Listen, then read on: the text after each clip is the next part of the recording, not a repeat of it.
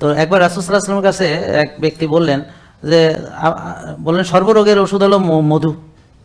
তা এখন হ্যাঁ মধু খাইছে আর পেট ব্যথা আরও বাড়ি গেছে, ঠিক আছে নি? তো পরে রাসূল সাল্লাল্লাহু আলাইহি ওয়াসাল্লাম বললেন মধুর প্রবলেম না, মধু সত্য, তোমার ফ্যাট মিথ্যা, মানে ঝামেলা তোমার ফ্যাটের মধ্যে। তা এখন আপনি খেজুর খাইতে পারেন না কেন? আগে মেলা খাই জমাই ফেলাইছেন, এখন খেজুরের চিনি রাখার ওখানে জায়গা নাই, কোষ ওভারলোড হয়ে গেছে।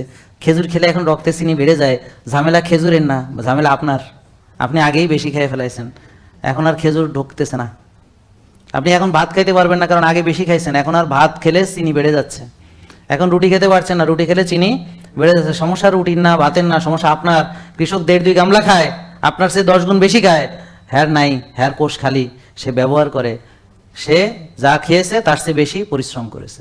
আর আপনি যা খেয়েছেন তা কিছুই ব্যবহার না করে আবার খেয়েছেন, সকালে খেয়েছেন ব্রেকফাস্ট, কিচ্ছু করেন নাই, ঘুম থেকে ওইটা আবার খাইছেন মিড মর্নিং স্ন্যাক্স, এরপর কিচ্ছু করেন নাই, কুড়া গাছ ছিঁড়ে 2 ভাগ করেন নাই গ্রামের বাসা আর কি, এরপর আবার দুপুরে খাইছেন লাঞ্চও, তারপর আবার বিকেলে খাইছেন ইভিনিং স্ন্যাক্স, তারপর রাত্রে খাইছেন রুটি মুড়ি আলু ডালু খাইয়া ঘুমানোর আগে দুধ খাইয়া ঘুম গেছেন সরান টন।